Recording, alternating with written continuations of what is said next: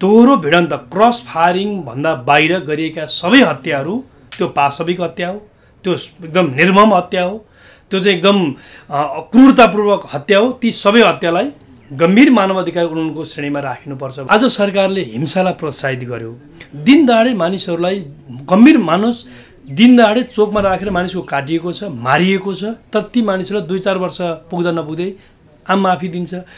गम्भीर मानवाधिकार उल्लङ्घन त्यहाँ हो कि होइन? हो। माओवादी केन्द्रको लागि त्यो गौरवको दिन हुनसक्छ, यसमा आपत्ति छैन, हामीलाई प्रश्न पनि छैन, उहाँले जसरी मनाउन पनि सक्नुहुन्छ। तर त्यही दिनका कारणले गर्दा कयौँ मानिसहरूको त खुट्टा काट्यो, गर्दन काट्यो, सिउँदो पुछियो, छोरा मरे, बाबु आमा मरे, टुहुरा भएका छन्। कसैको लागि त्यो दिन त कालो दिन होइन र? अनि सरकारले जबरजस्ती तैँले गौरवको दिन रूपमा उल्लासमय रूपमा दीपावली गर्नुपर्छ भनेर भन्न मिल्छ? मान्छेलाई यस्तो भयो कि मान्छेलाई काट्दा मार्दा केही गर्दा पनि कुनै दलसँग निकट भयो भने त सरकारमा कोही पुगेको दिन भोलिपल्ट त मान्छेको त आम माफी हुँदो रहेछ। मान्छे यसरी हत्या हिंसामा प्रोत्साहित भएर लाग्ने भयो, दिनदहाडे मानिसहरू मार्न खोज्ने भयो। उपसमिति बनाएरै काम गऱ्यौँ र हामीले केही विषयहरूलाई सट आउट गरेर केही विषयहरू बाँकी छन्, तर यसलाई टुङ्गो लगाउनु पर्छ भन्ने ध्येयका साथ, उद्देश्यका साथ यो विषयलाई हामीले केही साँगुरो घेरामा पुर्याएका छौँ। केही गम्भीर केही मुद्दाहरू, मूलतः 4-5वटा विषयहरू बाँकी राखेर अन्य विषयहरू चाहिँ समराइज गरेका छौँ। र मेरो विचारमा एउटा उद्देश्य के हो भने यसलाई चाँडो टुङ्ग्याउनुपर्छ। पीडितहरूले लामो समयदेखि न्याय पाएको अवस्था छैन, पीडकहरूले उन्मुक्ति पाइरहेको अवस्था छ। पीडितले न्याय नपाउने, पीडकले उन्मुक्ति पाइरहने, यो कुरा राम्रो हुन सक्दैन। यस्तो कुरा बढ्दै जाने हो भने अर्को द्वन्द्वको पुनरावृत्ति हुने खतरा छ। यसतर्फ ध्यान दिएर पनि सिङ्गो देशको राष्ट्रिय शक्तिहरू एक ठाउँमा उभिएर हामीले एउटा मौलिक तरिकाबाट शान्ति प्रक्रिया टुङ्गोमा लगायौँ। लगाउने प्रक्रियाबाट अगाडि बढेका छौँ कतिपय द्वन्द्वकालीन घटनाहरूलाई। अब हामी सङ्गमकालीन न्यायलाई निरूपण गर्नका लागि यो टिआरसी बिल पास गरेर जानका लागि सिङ्गो राष्ट्रिय शक्तिहरू पोजिटिभ हुनुपर्छ। मूलतः सरकारले वातावरण बन्नुपर्छ। हामी प्रमुख प्रतिपक्ष चाहिँ यसमा पुरै सघाउ पुर्याउनका लागि तयार छौँ, सघाउ गरिरहेका छौँ। तर सरकार वातावरण बिगार्दैछ। सरकार टिआरसी विधेयक पारित हुने तहमा नलैजानका लागि भूमिका खेलिरहेको छ, वातावरण गिजुल्न लागिरहेको छ। तथापि हामी प्रमुख प्रतिपक्षको तर्फबाट तपाईँले सोध्नुहुन्छ भने टिआरसी विधेयक चाँडै पास गरिनुपर्छ।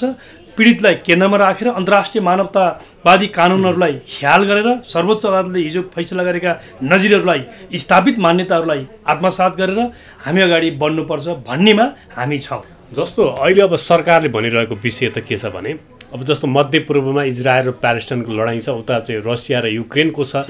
दुनियाँ चाहिँ अब चाहिँ एक किसिमको युद्ध र आतङ्कको बिचमा चलिरहेको बेलामा नेपालले अब चाहिँ शान्तिको सन्देश दिन्छ र यो शान्तिको सन्देश हामीले अब टिआरसी विधेयक पास गरेर दिन्छौँ भनेर सङ्कलनकारी न्यायको घटनालाई हामीले छिनोफानो लगाउँछौँ भनेर सरकारले भनिरहेको छ। त तपाईँहरूले सरकार नै चाहँदैन यसलाई चाहिँ छिनोफानोमा लगाउन, सरकार नै यसप्रति तत्परता देखिँदैन, सरकारले त केवल गफ गरिरहेको छ भनेर आरोप लगाइरहनु भयो। यो आरोपलाई पुष्टि गर्न सक्ने के छ आधार तपाईँहरूसँग? पहिलो कुरा त सरकार टुङ्ग्याउन चाहन्छ, सत्य कुरा हो। तर कसरी टुङ्ग्याउन चाहन्छ? पीडकलाई उन्मुक्ति दिने गरी, पीडितलाई झन् थप पीडा र अन्यायमा पार्ने गरी यसरी टुङ्ग्याउन चाहन्छ। तर हामी यसरी टुङ्ग्याउन दिँदैनौँ। यो हाम्रो प्रष्ट कुरा हो। सङ्कलनकालीन न्याय भनेको पीडितहरूलाई अन्याय गर्ने कुरा होइन, पीडकलाई उन्मुक्ति दिने कुरा होइन। हामी यसमा जान्दछौँ, राम्रोसँग ख्याल गरेका छौँ। र अर्को महत्त्वपूर्ण कुरा के हो भने हामीले अन्तर्राष्ट्रिय मानवतावादी कयौँ कानुनहरूसँग हामीले चाहिँ हाम्रो देश पछि राष्ट्र हो हस्ताक्षर गरेका छौँ। त्यो प्रतिकूल हामी नेपालको कानुन बन्न दिँदैनौँ, त्यो दिन सक्दैनौँ। यदि त्यसो दियौँ भने हामीले दलहरूको बिचमा चोचोमोचो मिलाएर मात्र यो विषय टुङ्गिँदैन। किनभने यो अन्तर्राष्ट्रिय क्षेत्राधिकारको विषय भनेर नेपालमा हामी हाम्रो संसदले एउटा कानुन पारित गर्ने, दलहरूको बिच एउटा चाहिँ कुराकानी मिलाएर अन्डरस्ट्यान्डिङ गर्ने, तर त्योभन्दा बाहिर पीडितले चाहिँ न्याय पाउने स्थिति बनेन भने अन्तर्राष्ट्रिय क्षेत्राधिकारको विषय बनेर विषय देशको 4 किलोभन्दा बाहिर पुग्यो भने त्यसको जवाफदेही को हुने? त्यसकारण नेकपा एमाले जिम्मेवार बोधका साथ यो देशको एउटा जिम्मेवार एउटा विजय राजनीति शक्ति हुँदाको नाताले, जिम्मेवार राजनीति पार्टी हुँदाको नाताले अन्तर्राष्ट्रिय मानवतावादी कानुन प्रतिकूल हामी कानुनमा हामी सहमति जनाउँदैनौँ। पीडितलाई अन्यायमा पार्ने गरी हामी जाँदैनौँ र विशेष गरी पीडकलाई पीडाको प्रकृतिको आधारमा दण्ड सजाय दिनुपर्छ भन्ने ठाउँमा हामी छौँ। त्यस कारणले गर्दा सरकार योभन्दा बाहिर जान चाहन्छ। त्यस कारणले गर्दा प्रश्नहरू छन् मसँग। जस्तो गम्भीर मानवाधिकार उल्लङ्घनको जस्तो चाहिँ नियोजित तवरबाट कसैले व्यक्तिको हत्या गर्यो र त्यसलाई लेपन लगाइयो कि यो सशस्त्र द्वन्द्वकालीन घटनामा घटेको घटना हो भनेर लगाइयो भने त्यो विषयमा चाहिँ एमालेको धारणा के छ त? मैले यसमा हेर्नु सङ्ग्रामकालीन दुईवटा कुरा सैद्धान्तिक रूपमा हामीले बुझ्नुपर्ने कुरा। सङ्ग्रामकालीन न्यायको निरूपण भनेको के हो भने मूलत 4-5 स्वेच्छाचारी ढङ्गबाट घटाइएको। यसमा भन्न चाहन्छु समग्रतामा अहिले अल्झिएको विषय हामी कहाँ अल्झिएका छौँ भने 4 पोइन्टमा अल्झिएका छौँ। हाम्रो सहमति नभएको सरकारसँग हामीले राखिरहेका प्रश्न जिज्ञासा वा समितिमा नटुङ्गेको विषय चाहिँ मूलत 4 विषय छ। एउटा सरकार के भन्छ वा सरकारको पक्ष अहिले के चाहन्छ भने आर्बिट्रेरी किलिङ स्वेच्छाचारी हत्यालाई मात्रै गम्भीर मानवाधिकार उल्लङ्घनको रूपमा लैजानुपर्छ भन्ने उहाँहरूको ओपिनियन छ। तर त्यसमा हाम्रो ओपिनियन के छ भने दोहोरो भिडन्त क्रस फायरिङ भन्दा बाहिर गरिएका सबै हत्याहरू त्यो पाशविक हत्या हो, त्यो एकदम निर्मम हत्या हो, त्यो चाहिँ एकदम क्रूरतापूर्वक हत्या हो। ती सबै हत्यालाई गम्भीर मानवाधिकार उल्लङ्घनको श्रेणीमा राखिनुपर्छ भन्ने हाम्रो माग छ। त्यहाँ हाम्रा कुरा मिलिएको छैन भनेको अर्थ त्यहाँ सहमति हुन सकेको छैन। हामी क्रस फायरिङभन्दा बाहिरका सबै हत्यालाई गम्भीर मानवाधिकार उल्लङ्घनको विषय राख्नुपर्छ भन्नेमा छौँ। उहाँहरू आर्बिट्रेरी किलिङ स्वेच्छाचारीपूर्वक गरिएको हत्या भन्ने त्यस कारण त्यो विषयमा एउटा प्रश्न। दोस्रो नमिलेको विषय जस्तो गम्भीर मानवाधिकार उल्लङ्घनको घटनामा त हाम्रो सर्वोच्च अदालतले फैसला गरिसक्यो, नजिर स्थापित भइसक्यो कि पीडितले चाहेर पनि मेलमिलाप हुन सक्दैन गम्भीर मानवाधिकार उल्लङ्घनको घटनामा। त्योभन्दा बाहिर मानवाधिकार उल्लङ्घनको घटनामा त पीडितले स्वतन्त्र सहमति दिएमा मेलमिलाप हुन सक्छ। त्यो कुरा हाम्रो कानुनले व्यवस्था गरेको छ। यदि बाहिर मान्नुहोस् 2 खुट्टा काटेको छ, मान्छे अपाङ्ग भएर बसेको छ, ज्यादती ठुलो पाएको थियो, पीडा उसले ठुलो पाएको छ, तर त्यो मानवाधिकार उल्लङ्घनको घटनामा त्यो श्रेणीमा उसको चाहिँ त्यो घटना देखियो, पीडितले स्वतन्त्र सहमति दिएन। अनि त्यति बेला कानुनले के उपचारको व्यवस्था गरेको छ भन्दा हाम्रो विधेयकले केही छैन, ऐनले के व्यवस्था गरेको छ। त्यसकारण हाम्रो भनाइ के छ भने यदि पीडितले म मिल्न चाहदिनँ, पीडकलाई कानुनी कारबाहीको तहबाट लैजानुपर्छ भन्ने ठाउँबाट यदि माग गर्छ भने त्यो व्यवस्था कानुनमा हुनुपर्छ। त्यसकारण यो कुरा पनि अहिले नमिलेको विषय। उहाँहरू त्यस्तो ठाउँ दिन हुँदैन कि भन्ने कोणमा उहाँहरूको सामान्यतया बुझाइ छ। यसमा यो छलफलको विषय एउटा रह्यो पीडकले क्षमादान दिने कि नदिने भन्ने पीडितलाई अधिकार हुन्छ स्वतन्त्र सहमतिको आधारमा। कतिपय अवस्थामा यस्तो हुन्छ कि हेर्नुहोस् हो घर जग्गाको विषयमा जलाइएको छ, लुटिएको छ, त्यसमा चाहिँ क्षतिपूर्तिको कुरा होला, त्यो मेलमिलापमै जान्छ। तर ज्यानसँग जोडिएको विषय छ, मान्छे 2 खुट्टा काटिएको छ हेर्नुहोस्, त्यस्तो अवस्थामा काट्ने मान्छे फलानु जान पहिचान छ, उसलाई म मेलमिलाप गर्न चाहदिनँ भन्छ पीडित भने के गर्ने भन्ने एउटा प्रश्न। तेस्रो घटी सजाय हो। हामीलाई पनि के थाहा छ भने द्वन्द्वकालीन घटनाका पीडकहरूलाई प्रचलित कानुन बमोजिमकै पुरै सजाय गर्नुपर्छ भन्नेमा हामी पनि छैनौँ। त्यो अन्तर्राष्ट्रिय एउटा तपाईहरु न्यूनतम सजाय भए पनि गर्नुपर्छ भन्ने चाहिँ पक्षमा हो। किनभने यसमा म क्लियर पार्नु पहिला कृपया ऐनमा के व्यवस्था गरिएको छ भने पीडकहरूको हकमा पीडाको प्रकृतिको आधारमा घटी सजाय माग दाबी गरेर विशेष अदालतमा मुद्दा दायर गर्न सकिने ऐनमा व्यवस्था गरेर ल्यायौँ। घटी सजाय भनेको के हो? कुनै एउटा कसुरमा अपराधको घटनामा गम्भीर मानवाधिकार उल्लङ्घनको घटनामा 5 देखि 15 वर्षको सजाय छ। मान्नुहोस् 5 वर्ष सजाय गर्ने प्रकृति पनि होला। अनि हामीले अहिले बनाएको ऐनले चाहिँ घटी सजाय मागदाबी लिएर जान सकिने भनेर व्यवस्था गरिदिने हो भने अब 5 दिन हो कि 10 दिन हो कि 20 दिन हो त्यो त निर्गुण नहुने भयो। यसले के देखाउँछ भने पीडकलाई उन्मुक्ति दिन खोजियो कानुनले भन्ने देखिन्छ। त्यसकारण घटी सजाय भनेको कति त्यसको डिफाइन गर्नुपर्छ। प्रचलित कानुनमा व्यवस्था भएको सजायको 50% घटी हो कि 20% हो कि 10% हो कति हो त्यो कुरा निर्गोल गरिनुपर्छ भन्ने हाम्रो मत छ। यो नटुङ्गेको विषय। अनि अर्को एउटा महत्त्वपूर्ण चौथो नम्बरको विषय भनेको जस्तो युद्धको बेलामा हिजो सशस्त्र युद्धको बेलामा बाल सेनाको प्रयोग भएको सत्य हो। बाल सेनाको प्रयोग भएको कुरा स्वीकार भएको विषय, अदालतमा मुद्दा परेको विषय, अन्तर्राष्ट्रिय कयौं निकायहरूमा पनि यो विषय अनमिनले छानबिन गर्दाखेरिमा पनि झन्डै 3000 देखि 5000 को संख्यामा चाहिँ अब शब्द बाल सेना भन्ने नभन्ने भनियो भनिएन फरक बाटो हो। तर उहाँहरूको प्रयोग भएको भन्ने कुरा सत्य हो। तर त्यो पक्षलाई कसरी लैजाने, कसरी सम्बोधन गर्ने? यदि हामीले हाम्रो ऐनले त्यो पक्षलाई हामी नजरअन्दाज गर्ने, आँखा चिम्लिने हो भने हिजो सशस्त्र द्वन्द्वमा प्रयोग भएको बाल सेनाको उसलाई क्षतिपूर्ति परिपूर्णको व्यवस्था उसको पनि अधिकारको कुरा होला, कसरी संरक्षण गर्ने भन्ने कुरामा हामीले प्रश्न उठाएका छौँ। यो पाटोमा नमिलेर अल्झिएको विषय मूलतः यी चारवटा विषय हुन्। त्योभन्दा अन्य कतिपय तपशीलका विषय चाहिँ भोलि संसदले पनि यसमा छलफलको क्रममा आउला। तर मूलतः अहिले हामी यसमा यी प्रश्नहरूको चाहिँ समाधान हुनुपर्छ र यदि सरकार तयार भयो भने अहिले भर्खर वर्तमान सरकारले यदि राजनीतिक वातावरण बनाउँछ, अहिले हामीले उठाएको विषय जेनुन हो हेर्नुहोस्, यसमा सरकार अलमलमा रहनुपर्ने कुनै कारण छैन, सरकारले नो भन्नुपर्ने कुनै कारण छैन। यदि सकारात्मक तहबाट सरकारले सोच दिएर हो भने सङ्गमकालीन न्यायलाई हामी टुङ्गोमा पुर्याउन सक्ने ठाउँमा हामी छौँ। जस्तो सबैभन्दा गम्भीर विषय चाहिँ गम्भीर मानव अधिकार उल्लङ्घनको विषयमा चाहिँ कति सजाय तोक्ने प्रचलित कानुनभन्दा कति पर्सेन्ट तोक्ने भन्ने चाहिँ त्यो रह्यो होइन। तर एउटा त्यहाँ हामीले चाहिँ दुनियाँभरको चाहिँ यो चाहिँ शान्ति प्रक्रियालाई टुङ्गोमा पुर्याउने इतिहासलाई हेऱ्यौँ भने अफ्रिकामा पीडितहरूको बिचको सार्वजनिक सुनवाई राखेर सबैलाई आम माफी दिने भनेर टुङ्ग्याइएको पनि रहेछ। त्यो गर्न सकिँदैन नेपालमा। यस्तो छ, त्यो कम्बोडियामा आफ्नो मोडेल छ, साउथ अफ्रिकाले आफ्नो मोडेल गर्यो, कतिपय त्यस पछाडिको अर्को द्वन्द्वको पुनरावृत्तिको खतराहरू हुनसक्छ।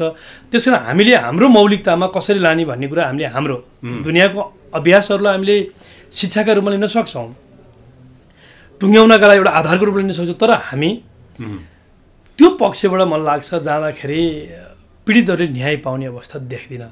तर पीडितहरूले त्यो गर्न सक्छ। हामीले कानुनमै के व्यवस्था गरिदियौँ भने पीडितहरूले स्वतन्त्र सहमति गरेमा मेलमिलापमा जान सक्छौँ भनेर भनेकै कारणले गर्दा के हो भने त्योभन्दा फराकिलो कानुन व्यवस्था त हामीले ल्यायौँ। तर गम्भीर मानवाधिकार उल्लङ्घनको घटनामा दुनियाँमा कहीँ पनि हेर्नुहोस्, कहीँ पनि यस प्रकारको सार्वजनिक सुनवाई वा यस प्रकारको पीडितको चाहिँ सहमति यसबाट मेलमिलापमा जाने हो भने अनन्त कालसम्म द्वन्द्वका पुनरावृत्तिहरू भइरहन्छ।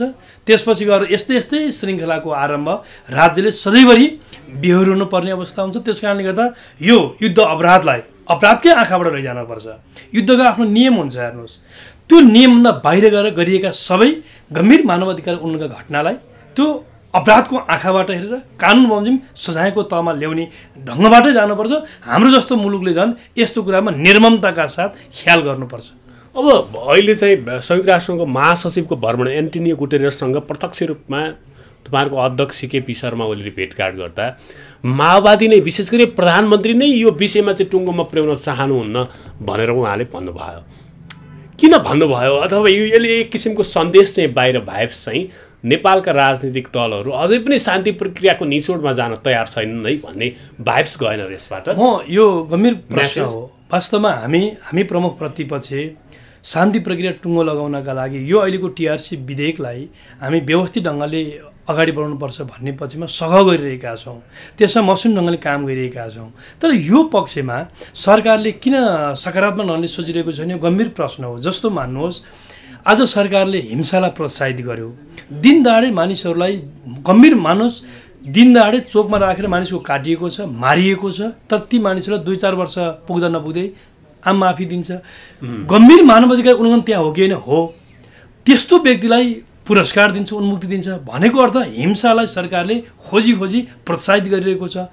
अर्को कुरा, जस्तो आज राजपत्रमा सार्वजनिक विधाको दिनमा 2052 फागुन 1 गतेको घटनालाई सशस्त्र युद्ध प्रारम्भ गरेको दिनलाई गौरवको दिनको रूपमा स्वीकार गरेर उहाँले देशको लागि महान पर्वको रूपमा सार्वजनिक विधाको घोषणा गर्नुभयो, दीपावली गर्ने घोषणा गर्नुभयो, राजपत्रमा त्यो राख्नुभयो। तपाईँलाई म भन्न चाहन्छु, हो माओवादी केन्द्रको लागि त्यो गौरवको दिन हुनसक्छ, यसमा आपत्ति छैन, हामीलाई प्रश्न पनि छैन, उहाँले जसरी मनाउन पनि सक्नुहुन्छ। तर त्यही दिनका कारणले गर्दा कयौँ मानिसहरूको त खुट्टा काट्यो, गर्दन काट्यो, सिउँदो पुछियो, छोरा मरे, बाबु आमा मरे, टुहुरा भएका छन्। कसैको लागि त्यो दिन त कालो दिन होइन र? अनि सरकारले जबरजस्ती तैँले गौरवको दिन रूपमा उल्लासमयको रूपमा दीपावली गर्नुपर्छ भनेर भन्न मिल्दैन। सरकार किन भन्दैछ भने वातावरण बिगार्न खोज्दैछ, हिंसालाई प्रोत्साहित गर्न खोज्दैछ। त्यसकारण हाम्रो प्रश्न के हो भने आज पनि शान्ति प्रक्रिया टुङ्ग्याउनका लागि यो सरकार तयार छैन। र म तपाईँलाई यति भन्न चाहन्छु, प्रचण्ड नेतृत्वको सरकार यो सङ्गमकालीन न्यायलाई निरूपण गर्न टुङ्ग्याउन अझ किन तयार छैन भने उहाँहरूको लागि राजनीतिक मसला हो। सधैँभरि चुनावको तपाईँले हेर्नुहुन्छ भने चुनावमा उहाँहरूको एउटा प्रमुख एजेन्डा भनेको के हो भने शान्ति प्रक्रिया टुङ्ग्या छैन, जनतालाई धम्क्याउने अन्यथा भएन भने फेरि विद्रोह हुनसक्छ भन्ने यो कुरा चाहिँ राखिरहने अनि धम्क्याएर तर्साएर मत बटुल्ने जित्ने यस्तै खालको चाहिँ खेलो गर्ने सत्तामा पुग्ने यो खालको दाउपेचका लागि शान्ति प्रक्रियाको विषयलाई मसला बनाउनुहुन्छ हुँदैन। यो कुरामा हाम्रो आशंका भएको लडाइँमा प्रमुख हतियार बनाउने हो कुर्सीको लागि र चुनावमा जित्नका लागि हतियार बनाउने त्यो खालको चाहिँ किनभने मैले यो कुनै आरोप लगाइराखेका छैन। उहाँहरूको घटनाक्रम जे गरिरहनु भएको छ आज सरकारको नेतृत्वमा बसेर उहाँले जे गरिरहनु भएको छ यो कुराले त प्रशय पाइरहेको छ। जस्तो म तपाईँलाई भनौँ आज अस्ति मुगुमा एउटै परिवारका 4 जना बच्चा बच्ची श्रीमती सबै मारियो, श्रीमान बाहिर रोजगारीका लागि थियो। मान्छेलाई यस्तो भयो कि मान्छेलाई काट्दा मार्दा केही गर्दा पनि कुनै दलसँग निकट भयो भने त सरकारमा कोही पुगेको दिन भोलिपल्ट त मान्छेको त आमाफी हुँदो रहेछ। मान्छे यसरी हत्या हिंसामा प्रोत्साहित भएर लाग्ने भयो, दिनदाडे मानिसहरू मार्न खोज्ने भयो, सरकारले प्रशय गर्न थाल्यो भनेपछि यसले कहाँ जान थाल्यो भने सबै ठाउँमा अराजकता हिंसा कुशासन बढुवा भयो। र टिआरसी विधेयकमा पनि उहाँहरूको त्यो काहीँ न काहीँ त्यो प्रवृत्तिको लिगेसी यहाँ देखिन्छ। जस्तो अब अर्को प्रश्न हामी यो अब टिआरसीका सन्दर्भमा त एमालेको धारणा तपाईँले राखिहाल्नु भयो 3-4वटा बुदामा तपाईँहरूको असहमतिका कुराहरू सहमति हुन नसक्ने जाँदा म समकालीन न्यायका मूलतः 4वटा विषयलाई ख्याल गर्नुपर्छ हामीले। यो नटुङ्गेको विषय हो। अहिले पनि यो विधेयक हामीले हाम्रो मुख्य समकालीन न्यायको निरूपणको मुख्य ध्येय भनेको समाजमा हिजोको द्वन्द्वलाई आधार मानेर नजिर मानेर नयाँ द्वन्द्वको पुनरावृत्ति नहोस् भन्ने सङ्कल्प हो नि।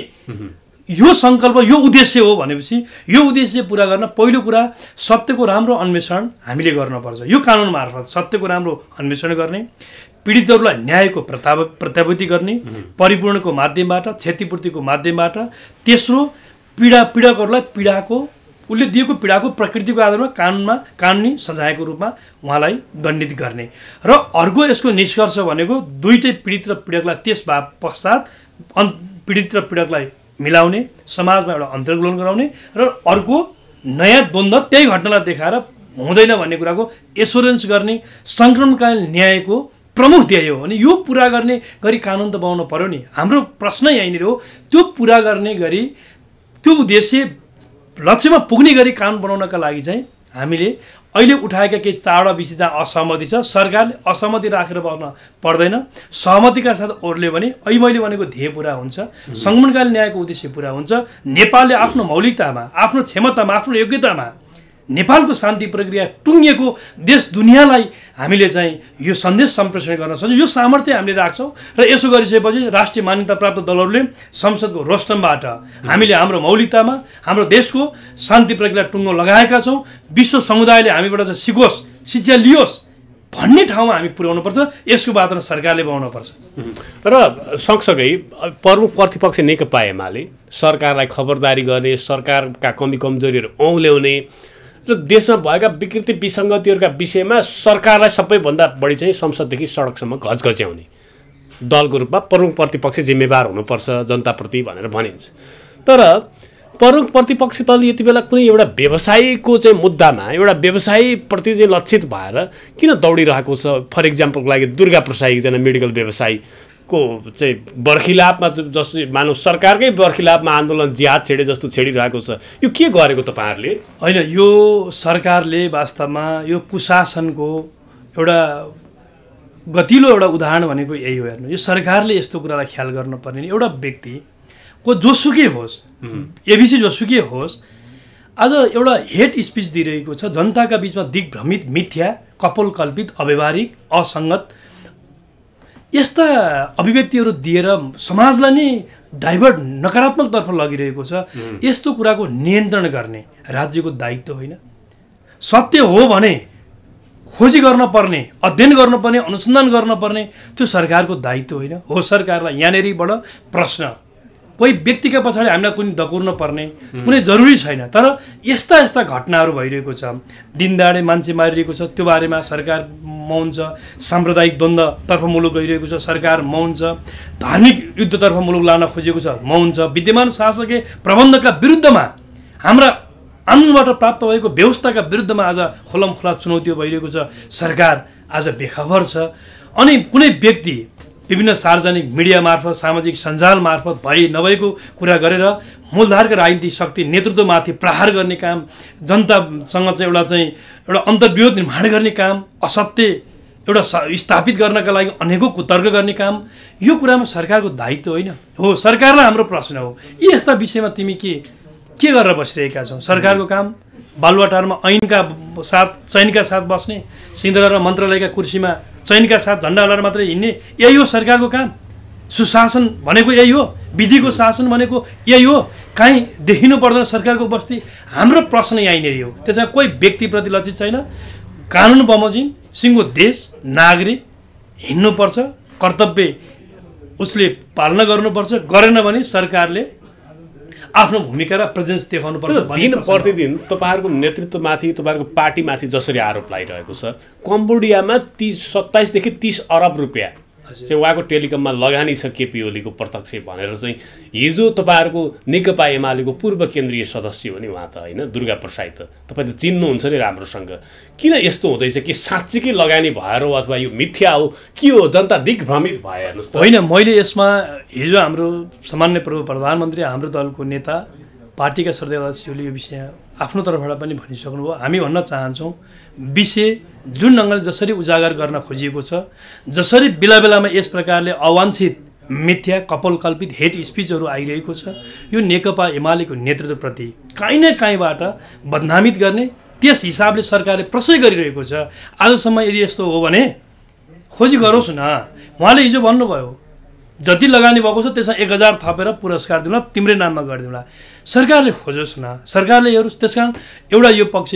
अर्को कुरा, कोही व्यक्तिले के भन्छ भन्ने कुरामा अब त्यसकै पछि लाएर मात्र हिँड्ने हो भने यस्ता फन्डाहरू प्रत्येक दिन चलाइन्छ। यी सबैको जवाफ दिएर यो साध्य हुँदैन।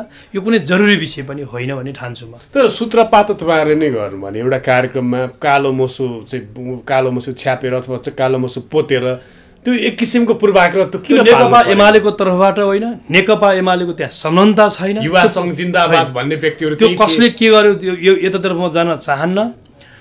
उनले आफ्नो तरिकाबाट पत्रकार सम्मेलन गर्ने, कानुन बमोजिम गर्न पर्छ। कानुन बमोजिम उनले आफ्नो राइट संविधान बमोजिम प्रयोग गर्न उनलाई कुनै काहीँ कतैबाट बाधा अवरोध कसैले पनि, कोही पनि नागरिकलाई त्यो छैन। नेपालको संविधान कानुनले उसलाई त्यो वाक स्वतन्त्रता छ। तर त्यो भन्दैमा जे पनि गर्न पाउने त्यो अधिकार कसैलाई पनि छुट छैन। कानुन बमोजिम ऊ दण्डित हुनुपर्छ। जहाँसम्म तपाईँले एमाले सुरुवात गर्नुभयो भन्नुभयो, यो विषयमा नेकपा एमालेको संलग्नता छैन। कालो मोसो लगाउने हामी यता विश्वास गर्दैनौँ। यो यस्तो खालको खेती एमाले जान्दैन, यस्तो विश्वास गर्दैनौँ। कतिपय युवा साथीहरूले कसैले आफ्नो हिसाबले गर्नुभएको कुरा गर्नुभयो होला, तर त्यो एमाले जिम्मा लिने कुरा, एमाले चाहिँ गर्यो भनेर चाहिँ एमालेलाई मुस्ने कुरा, त्यो सान्दर्भिक हुँदैन। अब आज राष्ट्रसङ्घको महासचिवको चाहिँ संसदमा सम्बोधन छ, होइन? सम्भवतः 4 बजे।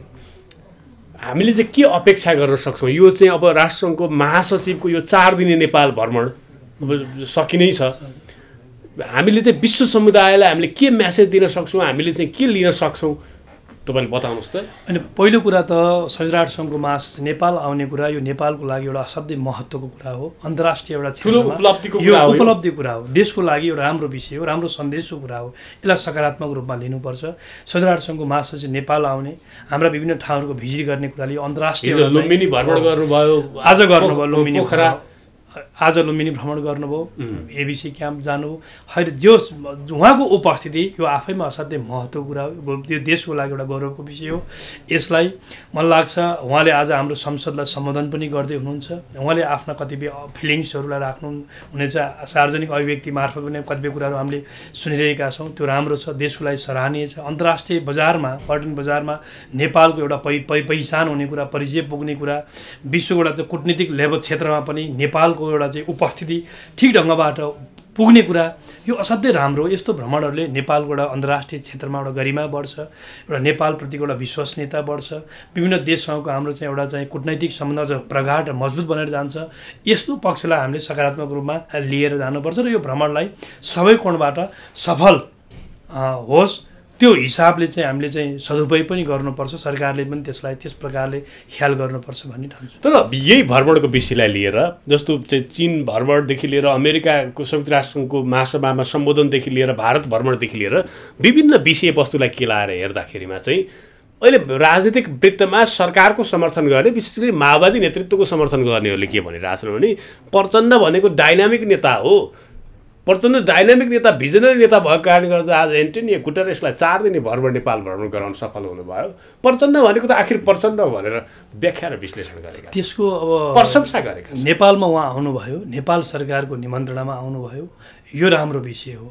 मैले यस सन्दर्भमा अब उहाँ कति डाइनामिक हो होइन भनेर म प्रचण्ड प्रधानमन्त्रीज्यूको बारेमा धेरै म केही बताउनु छैन। नेपाल सरकारको निमन्त्रणमा नेपाल आउनुभयो, यो नेपाली र नेपालको लागि खुसीको कुरा हो। यो चाहिँ हामी देशवासीहरूको लागि खुसीको, यो देशको लागि राम्रो पक्ष हो। मैले अहिले पनि भने यो अन्तर्राष्ट्रिय पर्यटन प्रवर्धनको लागि यसले सघाउ पुगेको छ। यो वास्तवमा सिङ्गो देशवासी खुसी हुने कुरा हो। अन्तर्राष्ट्रिय यदि एउटा चाहिँ ग्लोबल एउटा चाहिँ यति ठुलो सिङ्गो विश्वले मानेको संस्थाको चिफ आउने कुरा, संयुक्त राष्ट्रसङ्घको महासचिव आउने कुरा, यो हामी सबैको लागि एउटा चाहिँ खुसीको कुरा हो। हस्, समय दिनुभयो, आभारी छु, धेरै धेरै धन्यवाद। हस्, धेरै धन्यवाद छ, नमस्कार।